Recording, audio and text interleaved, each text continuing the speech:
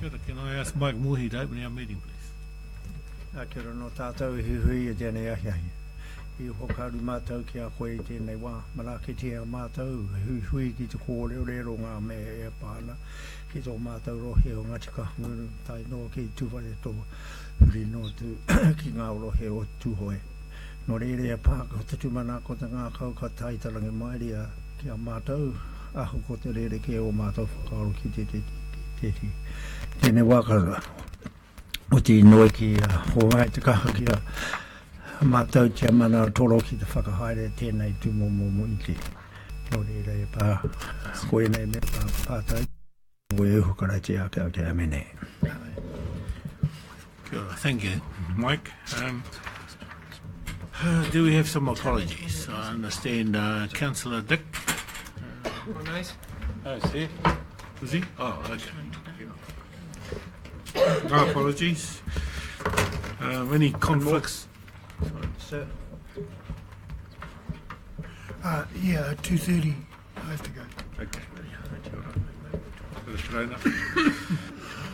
Any conflicts of interest declarations relating to the agenda?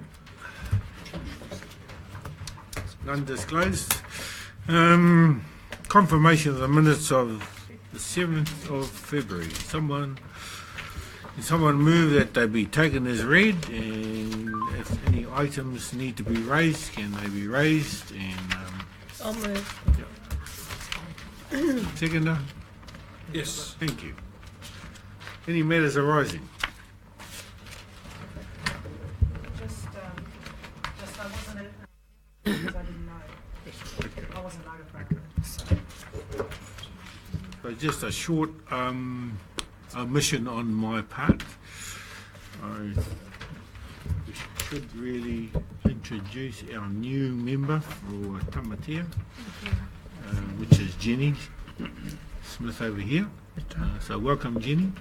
We had a mihi for you yesterday, but this is her first attendance at a full RPC council meeting. Okay. Back to the minutes. No matters arising. Someone move that our minutes be adopted. Yeah, I thought I moved. Is that different to the accepting of the minutes moved by Janelle? I moved earlier. Yeah. Okay. Yeah. Okay. Seconded by Rick. Yeah. Oh, I dealt one was about them being taken as read. Oh, okay. Yeah. So if they move their correct record of the minutes, thank you. All in favour? Aye. Are there any follow-ups from the previous Regional Planning Committee meeting? I suppose that's the same thing. But has anyone got any issues that come out of that? Thank you. Call for items of business not on the agenda. Māori tourism? Yep. Is that? Okay. Yep. Māori tourism? Okay, we're going to go a jump to from on the decision items of the board papers. We're going to jump to point 9 now. Oil and gas plan change process and progress update. And I'm going to ask Rena Davis, who is one of our experts in the Hawke's Bay Regional Council, to introduce the matters. Yes, Namahi koutou. This is the oil and gas plan change that, as you know, we've been progressing for some months now. This is an information item, and the first part of the paper really outlines what we've traversed to date. I don't propose to go over that in great detail. Really, the next steps for us start at paragraph 12 onwards, and we are moving into a phase of stakeholder engagement, which was the plan for which was presented to RPC in the February and September papers. Just to let you know that we have had an online feedback form on the HBRC website, and to date we've received approximately 100 Hang on, just let me double check that. Yeah, approximately 100 feedback forms have come back from that, and they represent a real blend of views at this stage. So staff will be working through those and making sure we fold that into any next steps. So a question on that. At the last meeting, I did inquire what was the comms plan to be letting the wider public know that this opportunity was available, because it's not easy to find on the website. And I was told that would be addressed. So how has that been communicated with the wider public? I understand that there was a concern about that form being buried right down on the website. As far as I know, our IT team made an effort to make that a bit more visible. And as a result of that, we've received quite a few more submissions. So that has worked. In terms of the wider community outreach, that's very much the focus of the stakeholder engagement plan that's been developed, and we are looking at moving into, we've already had a number of meetings with different agencies and entities in the region, and we are now moving into a phase of organising consultation hui. But I'm happy to go and find out a bit more for you about that if you want some more information.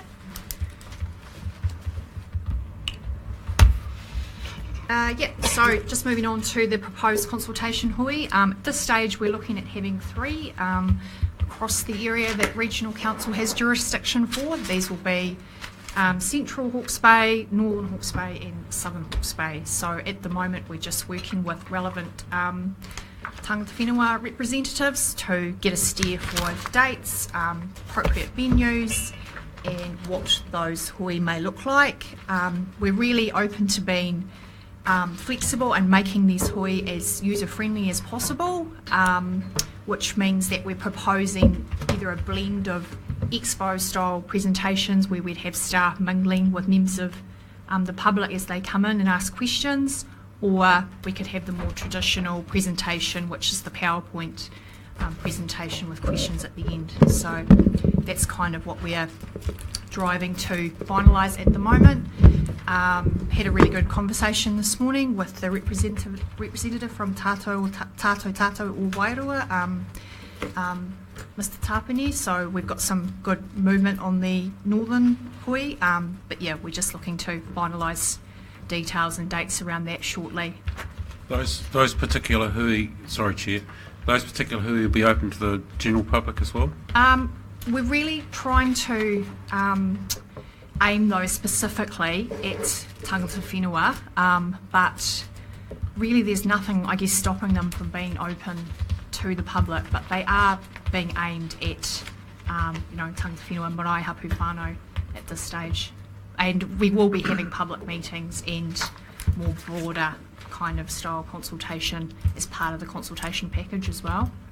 That is not pre-consultation, that's post the drafting of the plan, proposed plan change? Not necessarily. They could form prior to the plan changes, the draft as well. Yeah, as I say, we're really open to meeting with people and making sure this is as many views as possible are heard. Okay. Yep. Mr Chair, so just to answer your question to Wairoa's perspective anyway, while we'll be engaging directly with the tangata whenua, many of my cousins have married non-Māoris, so there'll be no way to distinguish who is tangata whenua and who isn't, and there's no way to stop anyone from walking into those forums if they want to engage in the process, and we welcome anybody that wants to talk, learn and engage and submit. Yep, no, I figured that would be the case. Thank you.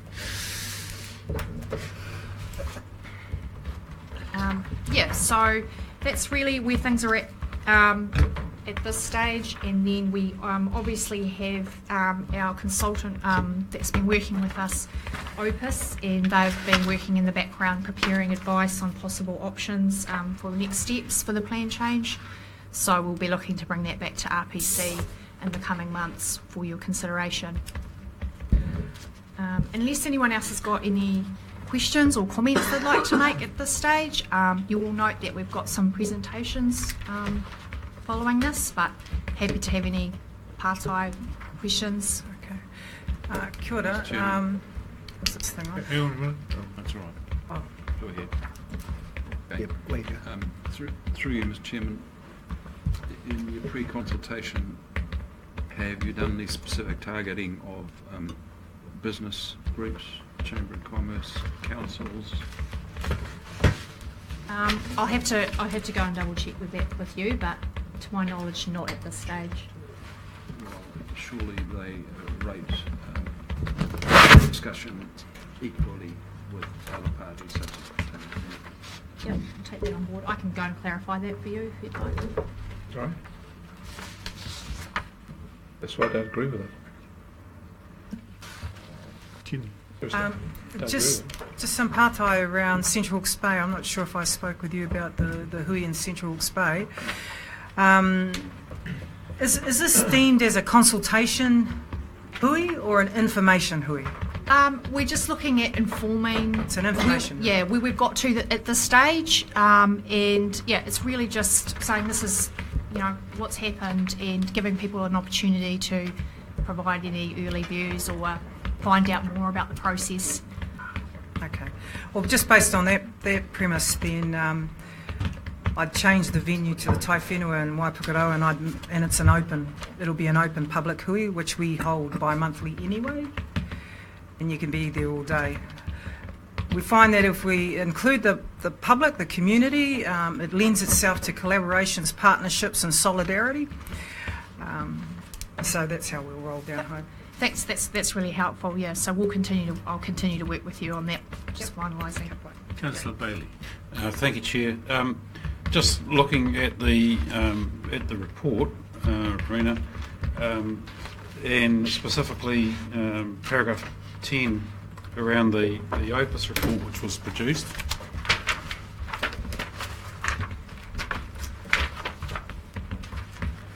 You have in there essentially a literature review of existing information intended to provide context of issues relevant to the plan change, understand what information is available and understand where the gaps in understanding are.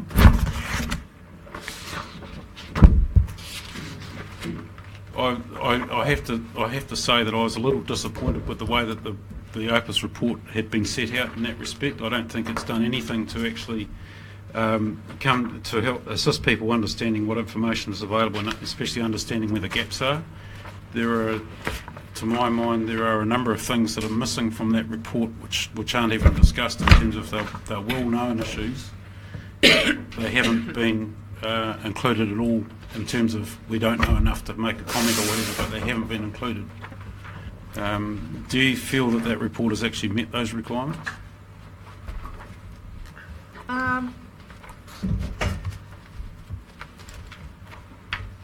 Well, yes, I do, but I'm happy to receive what you've got that you think needs to be in there and consider it as part of this. Okay, there is no discussion of the issues of increased traffic on our roads, and especially on our rural roads, and the likely consequences of the wear and tear on those roads and how that's going to be recovered off the oil and gas companies. There is no discussion of setbacks. There is one part where it talks about fugitive emissions, which I assume that's talking about the setback issue. As you're aware, that's a big topic of at the moment in front of the Environment Court under the South Taranaki District Council's proposed plan change. There's no discussion of the industrialisation of our landscapes. If we have an oil and gas industry in Hawke's Bay, about what that's going to do to the views and vistas that we have in Hawke's Bay. If you look at the picture behind you, the views and vistas in Hawke's Bay are quite important to the community. There's no mention of water use in terms of where the oil and gas companies going to get the water from that they will need to use to undertake their industry. We know very well that in different catchments in the region we've reached limits on the water takes. There's no mention of the type of resource that's available offshore, which I understand is frozen gas hydrates. I understand that there hasn't actually been a commercial operation that's drilled for frozen gas hydrates offshore. there's very little discussion of climate change and whether it's actually the right thing to do to be drilling for any oil and gas, any further oil and gas, given the proven reserves are, if we use the proven reserves worldwide, that will lead to dramatic climate change at any rate.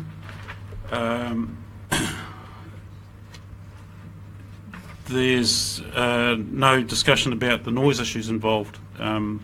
I sat 200 metres away from a flare-off in Taranaki and could hardly hear myself think. And so there's some real issues around those concerns as well. These are things that haven't been covered at all. There's a discussion. There's no issue about no discussion around the social consequences of having an oil and gas industry in Hawke's Bay. I think, to be honest, that the report is lacking in a lot of respects, and I think I'm quite disappointed in it. Yep, look, I'm more than happy to receive a list of those offline, so perhaps if you'd like to send through the literature you've got in mind and we can go from there. Okay. Sorry. Any further? Councillor Dick. Mr. Chairman, there may well be, and I'm sure there are, contrary views to my colleague there. Can't hear anything. Speak up, please. Sorry, I was just saying that there may well be, I suspect there are contrary views to a council colleague. I think as a starting point, the report is adequate. And in any case, we've got to remember that there's no point in producing a plan change that's going to get kicked out the back door of the planning tribunal. It's got to be realistic. Correct. And able to be sold.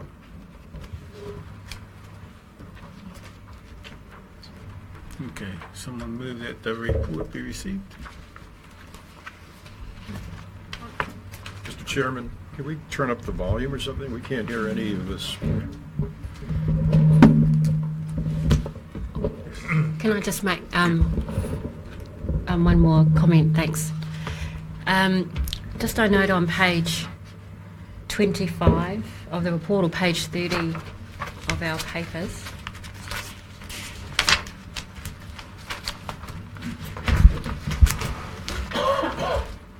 in terms of cultural values. Yep.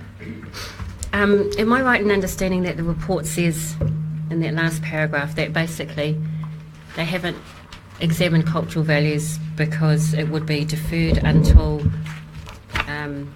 such time as Hapa and iwi are engaged? That's how I read it. Yep. Can I just add a little bit to that? I mean, the context of the Opus report was a review of existing information. They weren't asked to prepare new information. It was very much, that was the context of it. It's accepted that for the purposes of any plan change, that's not the complete answer. Yeah. But it is what it is. Yeah. Yeah. So I guess what I want to understand is, did they review materials from tangata whenua or other sources which might identify cultural values or concerns in relation to oil and gas? My understanding, and I'll have to go and double check that, is that there wasn't, because it was felt that it was needed to be more targeted. Yeah. So I just want to point out here, and I understand that viewpoint, and I hear Ms Lambert's comments too, that when we do research, I believe it's incumbent on the council to also identify research which would help inform further discussion. And too often the onus is put on iwi groups to front up with all the information, Yep. but they're not resourced to do that. So I would have preferred to see this report canvass some of the views expressed in other regions, because I'm sure there's plenty of them, around what sort of issues and values tangata whenua have expressed, as a way of informing the wider group as well as tangata whenua themselves. Noted. Okay.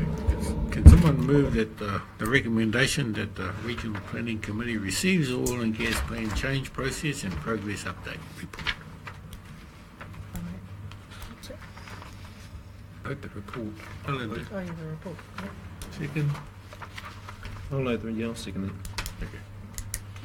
Alan. Yes, so now we have two presentations. Firstly, we have, now I apologise if I mispronounce your last Hang on a name. minute, we have to vote. All right. And Alan gets a chance to speak. And I'll reserve my right to speak.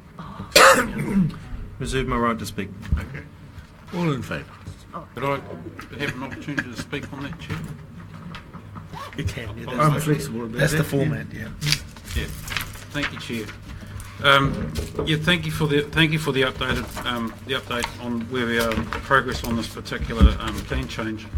I just wanted to reiterate and repeat that I was really disappointed with the OPIS report. I thought that it could be set out in a much more friendly manner for people to be able to digest. I think it hasn't really answered the questions I think that we've put to it in terms of informing the public very much about the issues that are in front of us, because to me it hasn't put one issue against the other. There are a number of inaccuracies in the report itself. The most surprising one to me was that it talked about if TAG Oil were to proceed with their planned drilling program.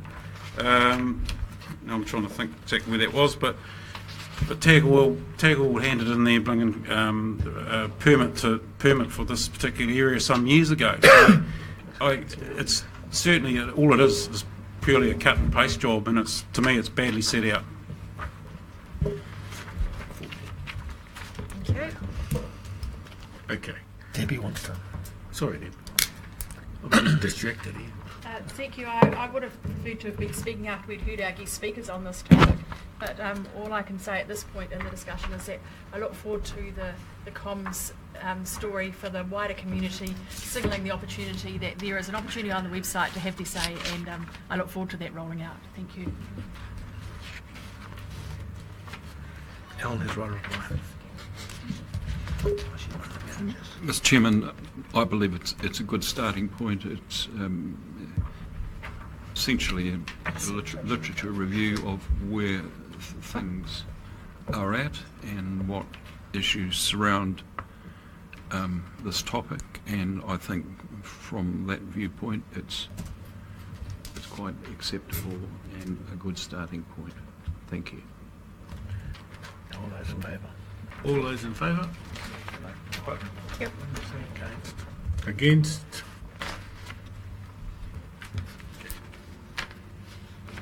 Motion passed.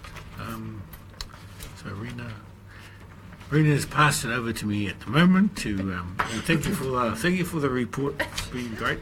That we've got some basis on which to analyse matters.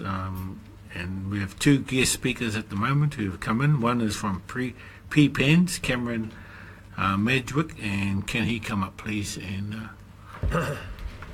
welcome, Cameron.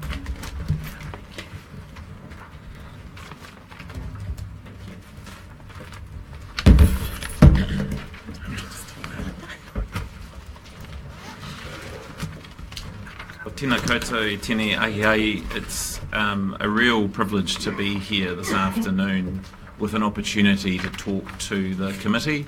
I know this is a hot topic here and elsewhere. I've actually just come from the Environment Court in New Plymouth that Councillor Bailey referred to, where the issue of setbacks, amongst other things, is being considered. I do have a presentation, but I feel like it might be more beneficial to just perhaps touch on some of these pertinent matters that you're talking about now, and then perhaps take some questions. I understand the the plan change you're considering in the planning law context. Therefore, I would view the OPIS report as analysing the relevant literature that's appropriate to a planning law change. If you refer to the bibliography in that report, it refers quite clearly to two very specific planning law guides in relation to what territorial authorities and regional councils or unitary authorities in this case should have regard to. That's the Taranaki Regional Council's report and the Ministry for the Environment's report, both of which set out the types of considerations in a planning law context that you should have regard to. Councillor Bailey talked about, and excuse me if I've missed some, I was trying to scroll them down, Councillor, traffic, setbacks, amenity values, water use, hydrates, climate change, noise from flares, social consequences, cultural values, etc., etc. If you take the time to read through those documents, those matters are all set out in quite some detail, quite specifically the resource consent requirements that are relevant in relation to all of those. Until there's an actual action to consider, for example, building a road to a well pad or something else, you can't consider a resource consent that says there should be a cost contribution from that person or what have you. So it would be unusual for a literature review to uncover that. I can tell you as a matter of fact that the sector makes substantial contributions to development when it occurs. There are many roads in Taranaki that have been substantially upgraded on behalf of, with the funding from the industry. So just to address that one briefly. On setbacks, it is an active matter in the Environment Court at the moment. We've never argued that there shouldn't be setbacks. We're just saying that they shouldn't be arbitrary and set numbers because it's a case-by-case basis. You know, the risk that's presented by one particular activity or type of activity will be different from application to application. The appellant in that case, Taranaki Energy Watch, has been arguing for specific setback distances, which in some cases may be appropriate, but in others entirely inappropriate. So that's what's relevant in relation to setbacks there. Amenity values and landscapes. I mean, I flew into Napier this morning past Whirinaki. You know, I mean, that's looks pretty industrial to me when I fly in. I mean, it's a beautiful landscape up here, but you know, it's not all pictures of Tomato Peak when you fly in here. So I'm not sure that that's entirely relevant. You know, our industry is an incredibly small footprint. If you drive around Taranaki, it's very difficult to actually see these things. Councillor Bailey mentioned standing next to a flare, 200 metres from a flare, and the noise from that. Well, a flare is an emergency mechanism. It is for the circumstance when there's a build-up of pressure that needs to be released. I'd rather have a flare and the associated noise in an emergency situation than an explosion. I don't know about you. Turning to climate change. In relation to climate change, our industry is actually a contributor to the changing climate. We acknowledge that, but we're also part of the solution. Gas has half the emissions of coal. Councillor Bailey talked about fossil fuels as a total group. So yes, the science is clear. You can't burn what we've got, the coal predominantly, gas and oil. You can't burn all that and stay within the 2% limits that have been agreed in Paris. Don't disagree with that. But not all fossil fuels have the same emissions. Quite specifically, gas has half the emissions of coal. If you didn't burn coal, you instead burned gas, you've got a pretty good solution there. Our industry's got a real role to play in that regard. And of course, not all oil and gas is burned. It's the release of carbon dioxide through burning, predominantly in industrial and transport applications, which is the problem. So I acknowledge that. But it's not a simple matter, climate change, and I wouldn't equate necessarily looking for oil and gas or hydrates, for example, with a direct correlation to the climate change concerns that are around there. As to relationship with tangata whenua, I'd be very happy to facilitate, if it hasn't been done already, direct contact with the iwi of Taranaki. The 8 iwi there all have very different views. Some are supportive, some are not supportive. But, you know, they have established relationships. Ngāti Runui has published a best practice guide to engagement with tangata whenua, with Ngāti Runui. It's a very good document. I'd encourage you all to have a look at that. As to the information in the public domain at the moment, it's not my place to say, of course, but but I will, as I have the floor.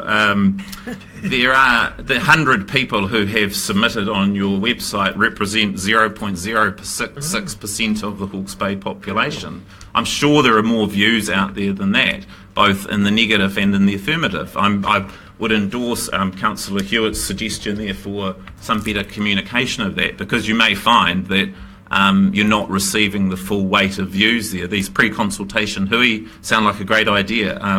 I'd love the opportunity to present at those as well. I would hope that the position of the sector that you're discussing here would be given some weight in those discussions so that the community could hear both sides of that argument. Again, open to participating in those if that's deemed appropriate by this committee. Right, there ends the initial sermon. I do have a presentation, but I don't intend to go through it given the limited time. But I would like to just say that we consider prohibition as the status for our industry is entirely inappropriate. The bar is incredibly high for that in a planning context. I know you refer in your papers to advice from Simpson Grierson. I'm sure if you see the full advice, it says, yes, you're entitled to do that subject to a Section 32 analysis. That's got an incredibly high bar, and I wish you well in seeking to advance it as a prohibition without a very strong Section 32 analysis, because that would absolutely be up for challenge, which I think is referred to in your papers there as well. As a sector, we're used to planning controls and in fact welcome them. We know that communities have expectations of our sector and others that we need to meet. We need to make sure that we respect those. If you look at Taranaki, the only region in the country currently living with the oil and gas sector, there are different activity statuses for different parts of our activities, and we're okay with that. We absolutely don't go near surface water bodies, wahitapu, other culturally significant sites. We have multiple layers of protection when we do go through aquifers, which we do. There are multiple barriers of protection between what we're doing and that water source. These are all well canvassed issues. That literature review that we were talking about a little bit earlier covers these in some detail. I'd encourage committee members to have a really good read of that, because these issues have been canvassed before. I know it feels like you're the only ones doing it, and perhaps at this exact time you are, but there is a lot of thinking and science and technical knowledge that exists out there, which I'm sure your officials have been doing a good job trying to get on top of. Yes, you've been allocated a quarter of an hour. And great, I'll take questions then. There may be questions that... I have one. Oh, be good. Cameron, thanks for that. I love your frankness. It was fantastic.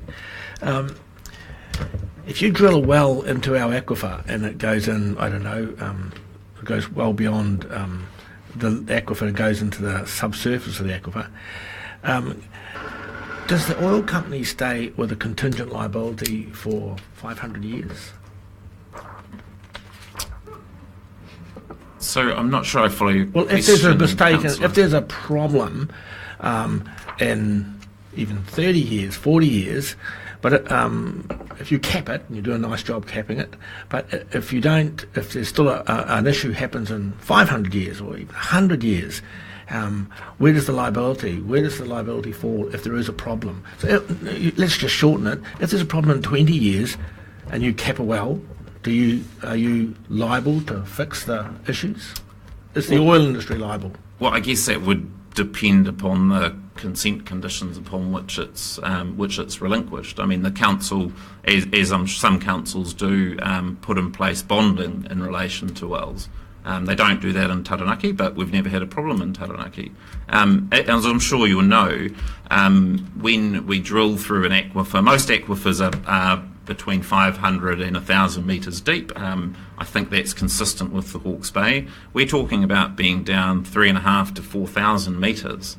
There is many layers of impermeable rock between us, so the opportunity for something to contaminate the aquifer is very low.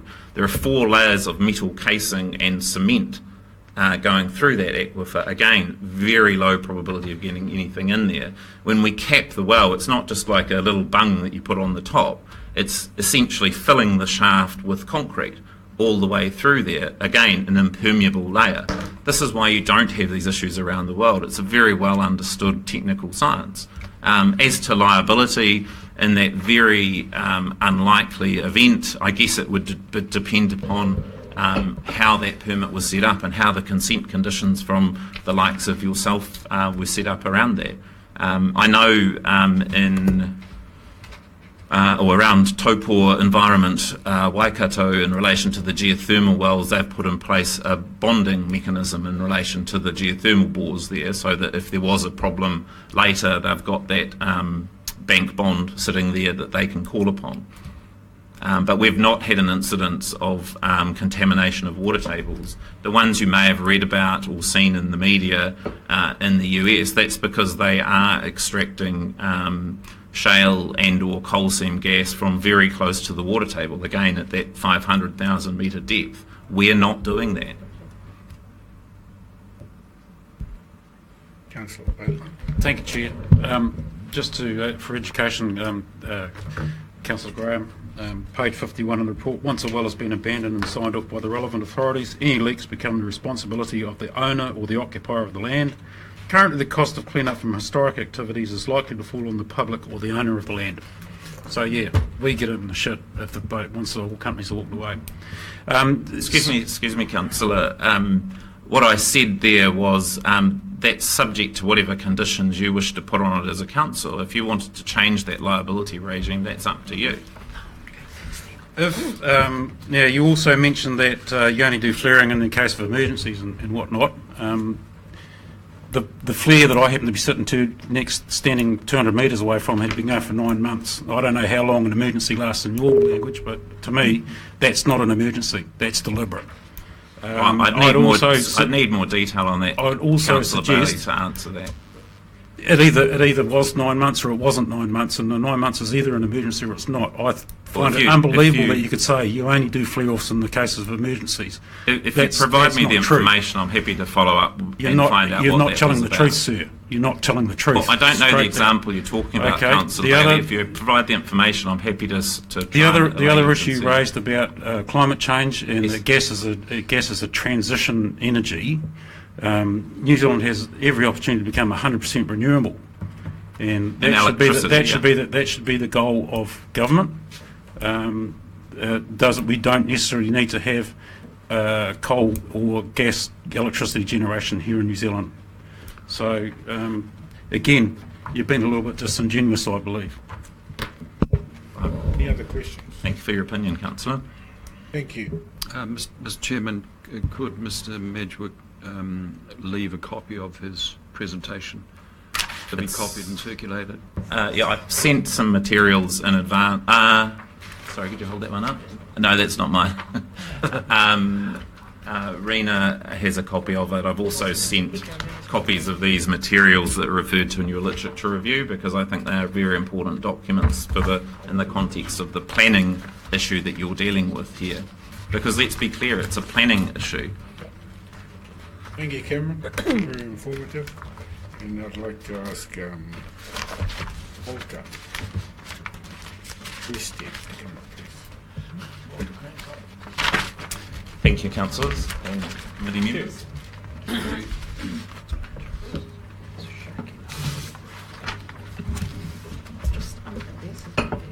Welcome, Hawke. So I'll leave it to you to introduce yourself. Yeah.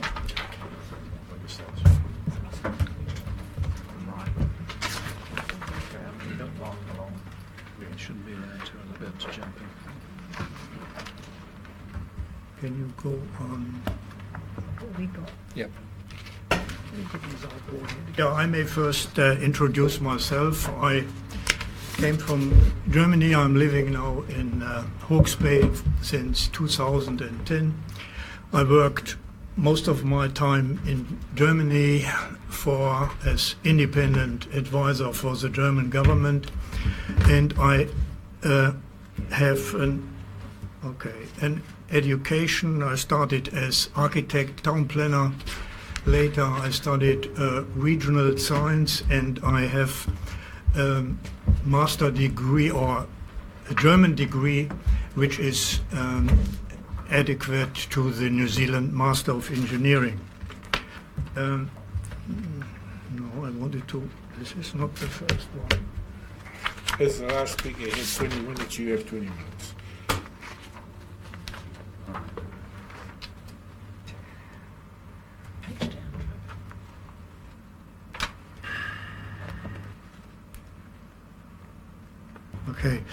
Okay, there is one slide missing, but I can start with this and read this. And I would like to stress up front that Hawke's Bay is a very unique region. 50% of New Zealand fruit, veggies and grapes are produced here and are relying 100% on water. One water contamination from oil and gas would have catastrophic consequences for our population and for our economy. The scientific knowledge about risk for drilling with the so-called fracking technology is incomplete. The geological conditions here are also unique for our region, and they are unpredictable. The unrecovered toxic chemicals which are used in the fracking process and which are staying in abandoned wells are creating a risk for further generations. There is no report available at the moment about the long-term, and I say specifically long-term, economical effects of the oil and gas activities here for our region. There are short-term scenarios about employment. And the international history of accidents and contamination of water, land, and water, land and air, which are caused by oil and gas industry, are very well documented. So, and I hope that I can now flick through this. Which button? Let me try this one. This is roughly our situation on the left side. We have there the wells. Then we have two aquifers in a certain way. We have the main aquifer, the Heratonga aquifer, and we have the peripheral aquifer. And the government granted now drilling permits mainly in the peripheral aquifer. On the picture on the right-hand side, you see the three aquifers. And the, how to go back?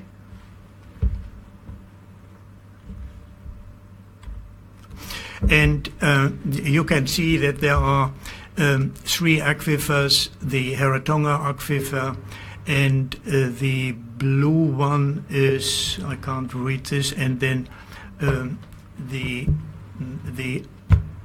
brown one. So that means three aquifers are touched by drilling oil and gas. The fracking fluid which is used is not properly assessed here in New Zealand, and therefore I'm referring to the German ones, and I'm guessing that they are similar here. The fluid which is used for accessing oil and gas contains 92% of water, 6% of propans, or more or less sand, and then 2% of chemicals. The result of the test in Germany, a scientific test, brought that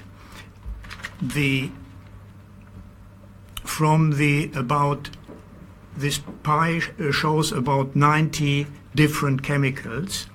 6 were toxic, dangerous to the environment, and then you see how many are harmful, and only 27 were not hazardous. On the left-hand side, you see the three possible pathways where fluid from the bottom can pass either along the fault line, along the casing, or through the ground. And about 25 to 7% of the fluid which is used during the fracking process is not recovered, and this is, from my point of view, creating the biggest issue. Can I ask a question? Oh, wait till it's finished. I nodded before we talked. All right. I'm interested. Do you have New Zealand examples of contamination as well as German examples? Yeah, I have some Okay.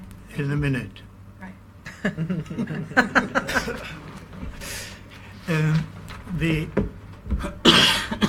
I asked Taranaki Regional Council to give me access to some examples, and they sent me the application from Todd Oil, and there I looked at the so-called safety data sheets which are coming with each application.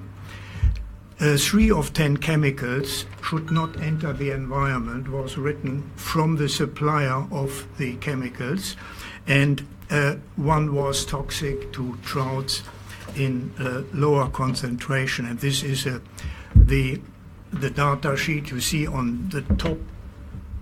Ensure appropriate measures are taken to prevent the product from entering the environment.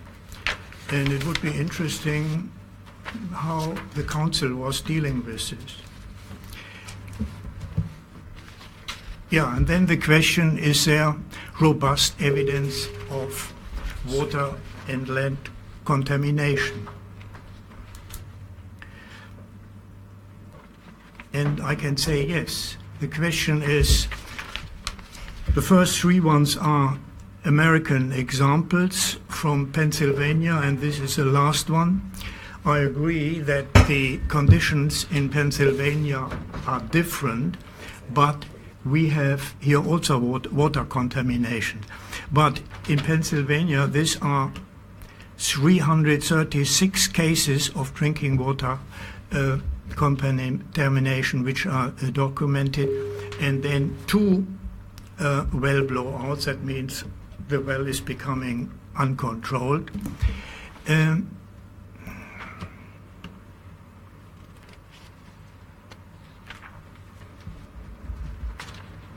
New Zealand, and there is one example in Taranaki of the well blowout which damaged the Mangawea stream in 1995. That means for 36 hours oil and gas and drilling mud was uncontrolled blown in the stream. The next one is groundwater contamination in 2011, and then the crude oil leakage in 2012. And the recent one is from the Ministry of Labour, published in 2014, that there happened 61 dangerous events within 7 months, 2012-2014, including 6 uncontrolled releases of hydrocarbon.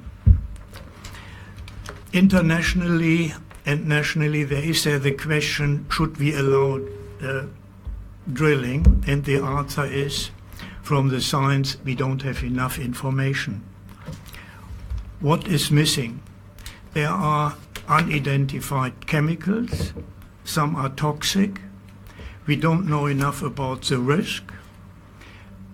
And there is a danger of the so-called cocktail effect. That means the mixing of the fracking chemicals with chemicals which are in the ground. And some scientists are even saying, and I can quote this later if necessary, that some chemicals may even develop a higher toxicity than the chemicals which are originally pumped in the ground. So then the question, what is the consequences out of this scientific discussion around the world to ban fracking totally? And there are examples as France, North Spain, Ireland, Netherlands, and the US state of New York. I copied you a paper, and unfortunately in the handout it's reduced in the size, so that means you may not be able to read this. The state of New York, a small community, started the discussion, went to court, and by the end the example was taken on the state level, and the whole state banned now oil and gas unlimited. The other is the so-called moratorium, where for a certain number of years the oil exploration and oil exploitation is banned, like Italy, in US, Maryland, and in Scotland. Germany, I have not written this here, they recently have also included the moratorium till 2021, and interestingly, they gave restricted permissions for a limited number of exploration wells, but they are not allowed in aquifer or near aquifers. What is our situation here? We have a very distinguished situation from the ecological point of view, and you can see the difference between the Taranaki area and our area here. The arrows showing the movement, the long-term deformation of the land. Christchurch is documented with moving 40 mil per year southwest. And now the question, if Taranaki, if our region is moving only 20 mils per year, are this then 1 meter in 50 years? And the question, how would then the casing behave from the oil well, and what would happen with the fluid, the chemicals which are still in the ground, and the more or less unrecovered oil and gas? These are questions which are not answered. I have to apologize. I ordered this in another way, and it's now the technique. There's something a little bit wrong. But anyway, the scientists, the main point is again on the top what the Royal Society of Chemistry, that the knowledge of risk is incomplete. These are examples from Pennsylvania, the more than 200 cases of drinking water contamination. And this is a situation of the well blowout from 95 in Taranaki. On the bottom, the Ministry of Labour reported that oil and gas in New Zealand, there may be included also offshore drilling. This is where I'm not sure about it. 61 dangerous events, and even 3 incidents with the potential to cause a major accident. Back to Taranaki, crude oil was blown out. There were 85 people involved to clean the mess, and 25,000 cubic meters of material could be recovered. The stream recovered after 1.5 years. They called this recovered, but nobody counted the fish which died. This is the example of the Rena disaster and the consequences for the tourism and the question of costs. On the right-hand side, I asked Simon Bridges, and this is the question what Rex Graham also raised. It's the landowner's responsibility if liability cannot be established when the well is shut down. Unfortunately, there is something in the technique not right. And I would like to mention that we don't have a long-term economical assessment of the situation. And there are the 3 stages. We have on the one hand side short-term, the exploration which may last 1 to 2 years. We don't know the cost, we don't know if there's any income. The operation may last 20 to 40 years of X number of wells, which we don't know the number. There may be some income from jobs, there is no doubt about this. But after this time, and this is from my point of view the crucial part, we have wells abandoned. In the ground is the steel casing, concrete, and X amount of cubic meters of drilling fluid. Costs, nobody knows this, the risks for further generations, and the remediation is in the landowner's responsibility. I don't know how this is managed with a bond. If I'm building a house or if I'm doing a research project, I was myself in this situation, I had to provide a bond over the operational time of my research. This was 2 or 3 years, and I believe this could be managed. But this time the bond has to be indefinite and per well, and I don't know how this will be calculated. I think you're getting close to your time, so maybe you may want to open up for some questions. Yeah, I'm quickly through. What we have employment scenarios for a small number of wells, 90 wells, large number of wells, up to 1,800 wells, and extreme number of wells here for our region. And this was from the government supplied. What the government didn't supply was a contamination scenario for small pollution, large pollution, or extreme pollution. And this is, I think, what we would need. We need a long-term strategy, a long-term assessment for the economy, and not only a short-term, including the different parts which I described here. Thank you for attention. Thank you. Any questions? Thank you very much. Useful.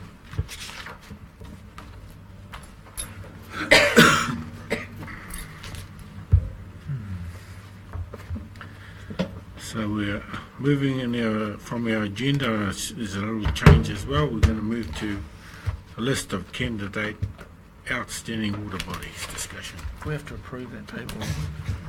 They're not done yet. Yes. They're not doing No, we're making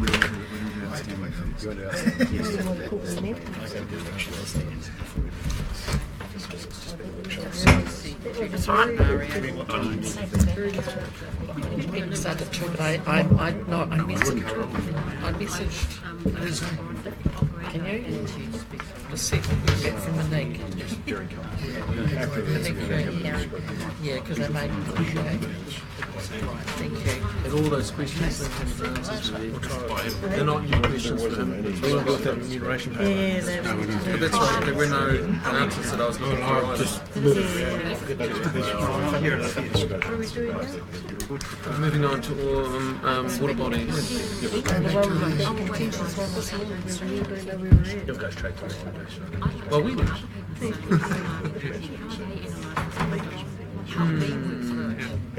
Belinda, the floor is yours. Okay. Agenda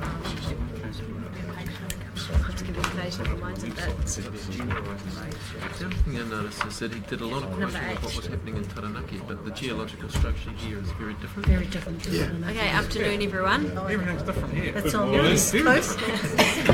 Excuse me. Quiet, Groundhog please. Day. Oh, been here before. That's right. Feels like it. So I've just been told we'll take the paper as read and go straight to a recommendation, if everyone is happy with that. So, Mr. Chair. you just got to get back to that recommendation. It'll be there this morning. Do you read it, please? Yes. Don, you have a question? We'll have to have a mover for that motion. Tony's going to move that to be taken as read. I'll second it. This is the report. Yeah, the report. Okay. Okay, so it looks like Leanne has put up some amendments to the recommendations. Sorry. Oh, not on there? But Based on discussions this morning. yes, so everyone should have a copy of this page, hopefully. You should have all received a copy. And which I hope accurately records some of the sentiment expressed this morning and actually omits one matter, which was the discussion around agreeing to write a letter to the Minister for the Environment requesting reconsideration and clarification of the outstanding water bodies provision in the NPS for freshwater management, which I believe was suggested by our chair as well as Councillor Barker. So if I could read that out again, I'd also suggest we add a 2.6, which would state, agrees to write a letter. I rate letter, wasn't it? Pardon? I like letter. I thought it was a passionate letter. Okay. Passionate letter. Right. Agrees to write a letter to the Minister for the Environment requesting reconsideration and clarification of the outstanding water bodies provisions in the National Policy Statement for Freshwater Management. I think it has to be stronger than that, doesn't it? It has to say that it has caused our concerns. Yeah, that we are concerned. It doesn't really fit into our kaupapa in Hawke's Bay. You're trying to draft a letter here. Yeah, write a letter. I'm really good at that. I think the discussion was that the two co-chairs, With the help of Council Alpha. I'm happy to have it handed well. progress the matter. Chairman, can I just clarify that it is in relation to cultural values, or is there concern more broadly? No, it's cultural values, yeah. I would suggest that it's more than that. It's to do with waste management, wasting my time and wasting our money. There's that going on too. Hallelujah. He's onto it. I think it was cultural. The smoking today, rock tolerable. James will be a drafter. Can we get cultural? So with those additional amendments, I'd like to move the recommendations as set out in the paper distributed this afternoon. I think these need to be, I would like to suggest they be dealt with one at a time. There are issues associated with them. Okay. I'll second it. Second what? Second the motion. The Fine. Okay. Very quickly. So, do you agree that they be dealt with Don't mind. one by one? Yeah. Okay. It's your call. If you want to deal with it clause by clause, that's what happens. Okay. So the first part of that, You've got power. I like it. okay, we'll move. All in favour? We deal with it that way. Number one. Yep. But We're going to can have a I ask for discussion. clarification? That receives in notes the list doesn't mean we're adopting them at the moment, because they are still interim, aren't they? Yeah. Yep, thank you. That's clarified for me. All in favour of that one? Aye. Right. For the second part, the Regional Planning Committee recommends that Council agrees that the decisions to be made are not significant under the criteria contained in the Council's adopted significance and engagement policy. And okay, all in favour of that one? Yeah. All right. Okay. Agree that the list of candidate outstanding bodies will be subject to a secondary analysis. All in favour of that one? Aye. Against. Agrees that the list of Against. candidate outstanding. Sorry? Sorry, Chair. Yeah. Point of order, there is an opposition to that if you haven't noted. Oh, sorry. Oh, I'm against. Yeah, okay. I'll be against. The omission of, because of the omission of the Tani Whakawha, the Tuki, the white power. And I would be putting my neck on the line if I agreed to this as well, because it has nothing to do with That's my, free. my region as well, so Exactly. I'll add my Against. opposition to that. Sorry, can we just clarify how many votes against? Those against? One. Against. So it fails. Against which one? The second 2.2. 2.2 Oh, 2.2. fails. Was it, the omission of Tuki and white power rivers. This is for the recreational landscape and ecology values. Yep. So, Mr. Chairman, can I clarify? That would suggest that the motion fails, and then at that point in time we don't have a work program to proceed with in relation to what is listed for those values. Now, a potential resolution is that you add in some water bodies by way of a modified resolution and have that second level of analysis undertaken on those. Otherwise, this work program comes to a halt. I'm happy with that because it's based on the recreational landscape and ecology values, so I'd like to see included the Ruatani Whaekawha, Waipawa and Tuki. So, Chair, can I suggest And that? Whatuma, sorry. Oh, absolute. Whatuma. So this becomes a modified version of 2.2? Yep. And you will need a mover and a seconder in relation to that. I'm a mover. I'll second. Manoeuvre. I'll move. Does that get you across the line, Councillor Barker? It does, and I just think it would even make it better for me if you had it, and this list be subject to further review. There might be something else we come up with we want to add into it. Yeah, I want And close the door completely. my concern is like I'm here as a treaty partner, and the treaty states that we have our fisheries protected. Our fisheries in the main, the breeding grounds for a lot of them are in the lower parts of the rivers, and so for me the Moaka River's not in there, the Waihua River's not in there, the Waikari River's not in there. And I understand water bodies includes lakes, so we've got the Pūtere lakes, they're not in there. So, I mean, how far do we go? I mean, I've been singing for a while. Rangatani for streams not in there. All right. Manga Turanga streams not in there. They all, in my people's estimation, outstanding water bodies. That's the point. It's the outstanding test. So do we have a motion already moved by... So we've had a motion that's been lost in terms of 2.3.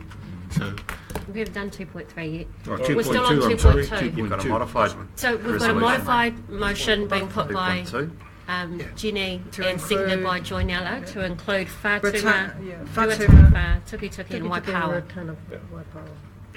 Waipawa.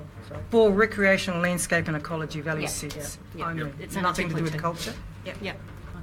And But that's been moved. moved and seconded. So the motion now needs to be put. all in favour of the inclusion of those rivers? I, Okay. Fine. Aye. Against? Against? It's carried. But that doesn't mean the motion's carried. Yes, it It means. does. It just means that those have been included. Yeah. There are still those of us who are against the motion in its in Entirety. terms of its Okay. Had a entirety. move and a second and it got and a vote. So it does mean. Because when we go on to the next one, Okay, right. that would be the challenge. 2.3 agrees that the list of candidate outstanding water bodies will be subject to a secondary analysis as per option C5 for the cultural and spiritual values. Set will be provided by tangata whenua representatives at the 2nd of May regional planning meeting. Yeah, that's the next one. That's when it'll be. We've got someone to move that one. It's all been moved. It's It's all been moved. Okay. What do you mean it's... Yeah, We moved it. All in favour of that one? Aye. Aye. Against? Okay. 2.4, I move. second up. Oh, it's been moved. It's already moved. It's already been moved. We're just now doing the by voting part by All in part. favour? Aye. I'm a bit confused now. It's already been. Against? Just going through the list. Otherwise, It's people excluding three wants culture. provided things. 2.5? Yes, 2. 2.5, Aye. Aye. against? Aye. That's recent culture. Okay. Shall we have everyone's attention? 2.5. Aye. Aye. Who's Aye. for? Oh, Aye. Who's against? Sorry, Mr. Chair. You're doing a great job, Tanya. 2.5. We've done it. We've done it, 2.6. 2.6. 2.6 was the added one. Does everyone understand what that is? Got it. That's the letter to the minister. The irate letter. Or maybe a meeting even. Because I think the President's just the co-chair is right, an appropriate letter reflecting the concerns of Council to the Minister. Yeah. Gives you a wide brief. Then we vote. Sorry? All in favour? Aye. Is that matter dealt with?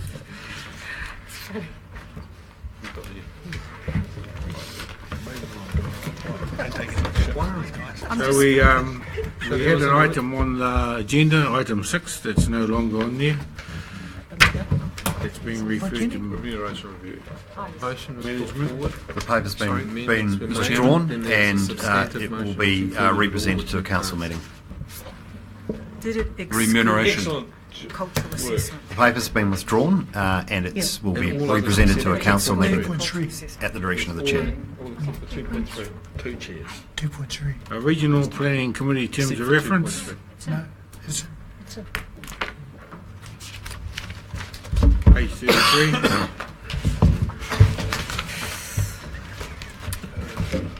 Oh, Mr. Chair, I'll move that. That's the way he did it. Okay, second up. Councillor Dick. So what do we do? Review. Are we not having a presentation or we're just going straight to the recommendation?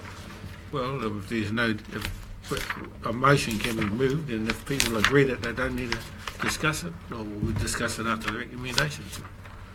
Second up. Yep. Sorry, Mr. Chair, can we clarify which item on the agenda we're up to, please?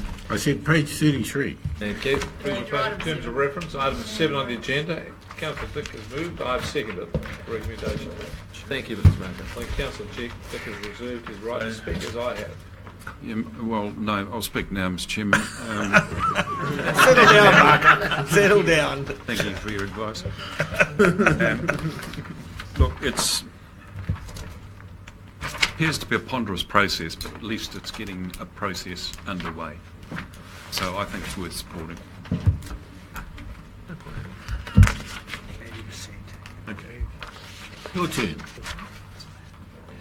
I would say that Councillor Dick has eloquently spoken for everything I thought on the subject. Given there's no need for further discussion, all in favour? Aye. Against? No, come on, please. Please. Well, they were quite clear. Okay. Anyone want to make any comments in regard to the paper? Further comments? Perhaps a call for division then, do Councillor Bailey. No, they're still talking. You've got a mover spoken, the second has spoken, and now there's two people over here wish to speak. Thank you, Chair. No, I'm Co-chairs.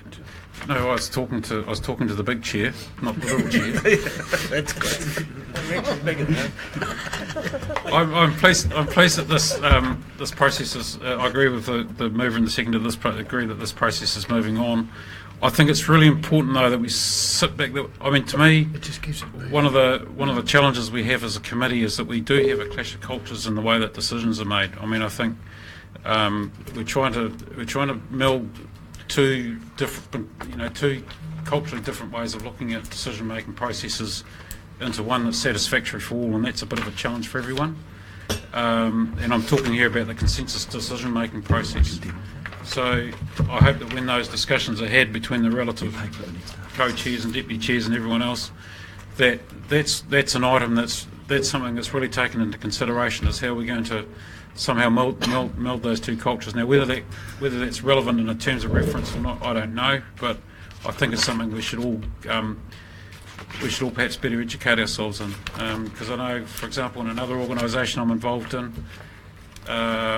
which uses a lot of consensus making, decision making, we basically hijack that whole concept of how it's all done from our experience of decision making on Marae. And so I certainly have no problem with working under those constraints, and I think it's something that behoves us all to be given consideration to.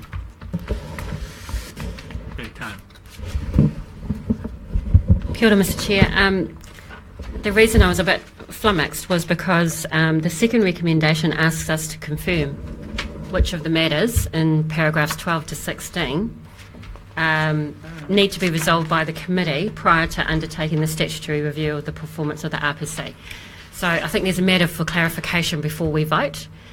My suggestion is that, my suggestion is that the rules that have been, the terms of reference that have been circulated for quite some time now, have been made on the basis that we needed to align our terms of reference with the Act once it was enacted. So it's quite vanilla and straightforward. There were a couple of additional provisions in there, which have been in there quite some time as they were circulating. One is to the establishment of deputy co-chairs, which I don't think is contentious. Is it, Rick? And then the second one is, I think, the transfer of some of the Environmental Services Committee functions to the RPC, which was actually supported back in 2015. Another one, and I might need Mr Skurman to help me here to remember, was to enable the chairs to have a better liaison with the senior management. I think that's expressly in there. And I'm trying to remember what the fourth one was. Can you remember what the fourth one is? I think you've identified those ones. I think you've identified the sets of issues, and I think that we can, as staff, can bring to the next planning committee meeting quite a good summary that will set that out. So the concern I have is just being clear, because the recommendations as they stand are not clear in relation to 2, because it was envisaged we would have a discussion.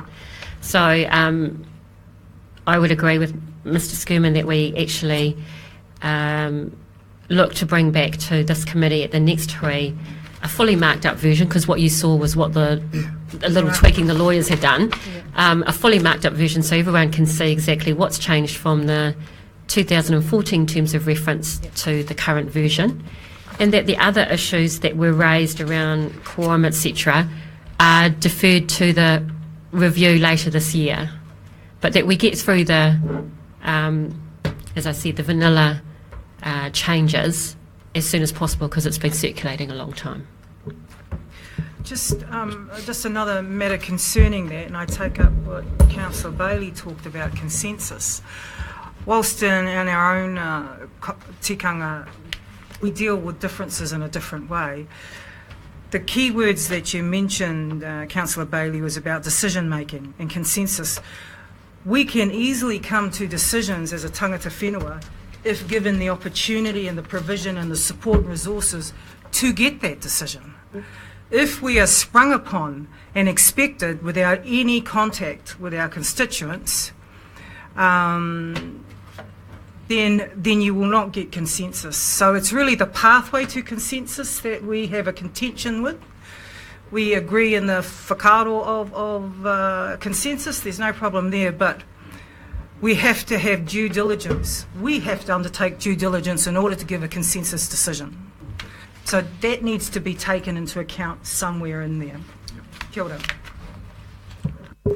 Mr. Chairman? Mr. Chairman, Yes. it might actually be appropriate, and I hadn't picked this up before, that the wording is changed on 2.1 to say confirms that the matters set out in paragraphs 12 and 16 are to be resolved by the committee prior to undertaking the statutory review. Mr. Chairman, if I could Saying just perhaps respond to that. Look, one concern that we might have around that is that the statute requires us to have undertaken, not to commence, but to have undertaken a review within 3 years of the first meeting of the committee. And if we get ourselves into a situation where we have a number of things that need to be resolved first, we're likely to fall foul of the law because we will not be able to undertake that review. So the suggestion by Ms Hopmans to take the uncontentious matters forward and leave the more contentious matters for the review would, in our view, enable that. So understand Councillor Dick's trying to be helpful here and simplify the process, but it would be helpful actually if we could just bifurcate the controversial and non-controversial. How should the resolution be worded? So I don't know, Councillor Hopmans, whether you want to re-articulate in more succinct terms what you just suggested. I like the council a bit. Sorry. I thought you'd like to re-articulate in more succinct form, but actually.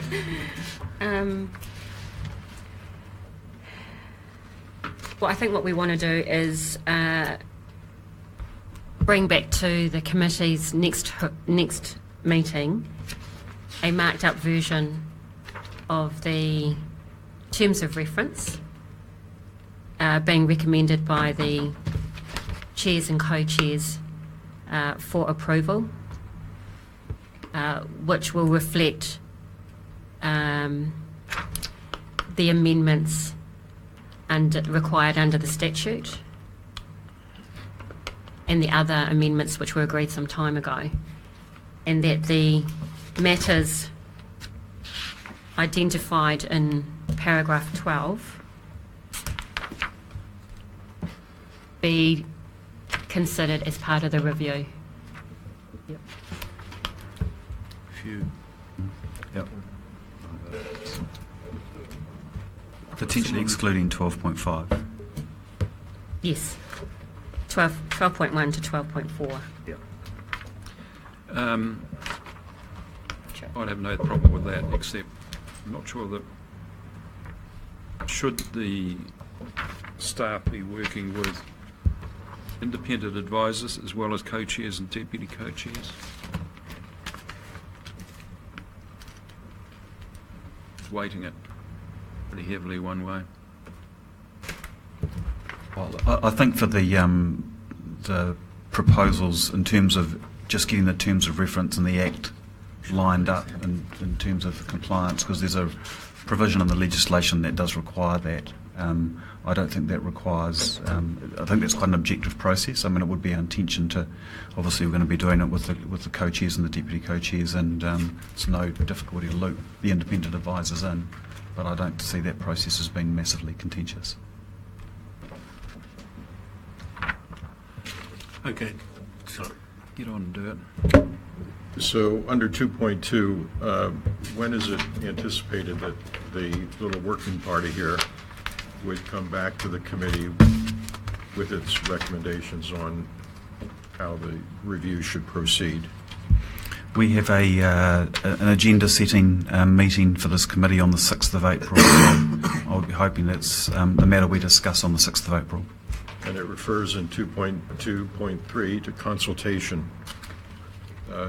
Is it anticipated that there will be public consultation on the effectiveness of this committee? that's not a matter that we've determined yet, but it's an issue that we've identified that needs consideration by this committee in establishing the review, and so that's one of the matters that would be brought forward for discussion. Well, just to plant a flag early in your consideration process, when it comes back for review, I'll certainly be looking for what is the consultation process about this.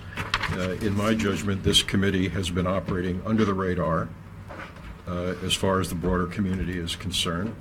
I think most people in Hawke's Bay are clueless as to the work of this committee, what its powers are, let alone how effective it has or has not been.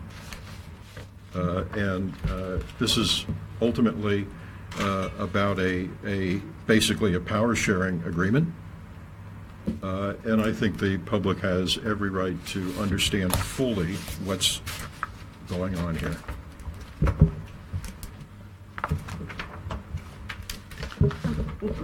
May I make a comment on that? I agree that the public should be aware, and I'm just curious to know. I know that our meetings are televised, that our papers are online, and also that we produce an annual report. So I'm curious to know what more would be useful, what Councillor Balfour thinks is missing. I'm willing to bet my councillor's salary that if you took a public survey of how many people could accurately describe what this committee is all about and what it does, that you wouldn't probably get 15% understanding what it is, or how it operates, or why it exists, or anything else related to it. I'll match that bet.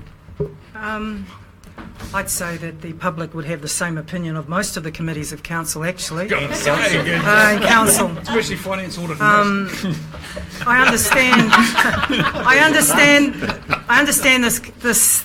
The RPC is established by legislation as a co-governance group. I take exception to be publicly consulted on the review of the committee, given it will be fruitless because it will take a legislative act to discount it. I think the review of the members of how well it's working co-governance is always a difficult thing to manage, especially in the new world of post-settlement. So a review of this committee and how they think it's going, and even talking to the staff about how it's working out and trying to midi or nut out all the challenges would be more appropriate. I certainly do not want a public consultation of this. The council itself is publicly reviewed every election, and the tangata whenua members are very mindful. We're reviewed every day, even when we're no longer sitting here. And our children will be reviewed by how our actions are on this. So that being set aside, I think the review should be contained to the regional council. I don't disagree with the fact that we might do some comms and promotional stuff on the work that we do, if there's some good work that we've got done to promote. So, kia ora. Okay, can we get back to the motion, please? Can you read your motion so that we don't get lost in... Could I ask our scribe to reread the motion? Did you note that down? Thank you. Is it for the TRR? Bring back to the committee a fully marked up version for the TRR by recommended by the chair and co-chairs for approval, which will reflect the amendments required by the statute, and that the matters identified in paragraph 12 be considered as the review. Can we get it up? Oh, I can't. I don't know how to. I'll second that. Well, I think there's just a little error in there. It should be the co-chairs and the deputy co-chairs. Deputy chairs. In 12.1 to 12.4. So, Yeah, of course. so the movers and original movers and seconders happy with that? Yes, very good. Okay. All in favour? Aye. Against? Motion passed. Thank you. Yeah, the finance audit and risk committee. No, the all-powerful finance audit and risk committee. 4 minutes early. Don't diminish it. I think we'll finish it all in 4 minutes. So we're dealing with item 10 on the agenda, page 109. Page 109, item 10. All right. So I'm going to ask Mr. Ide to come forward and speak to this. Unless you're going to rush it through. Page 73, item 10. Oh, 109 he said. 109, here it is. Page 109. Effective this report. Item 8. Oh, no. Page 109. Item 10.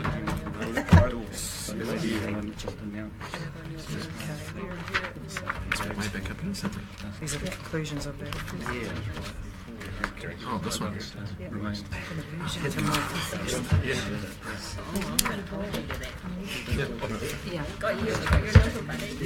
Oh, you have my promise to you. Yeah.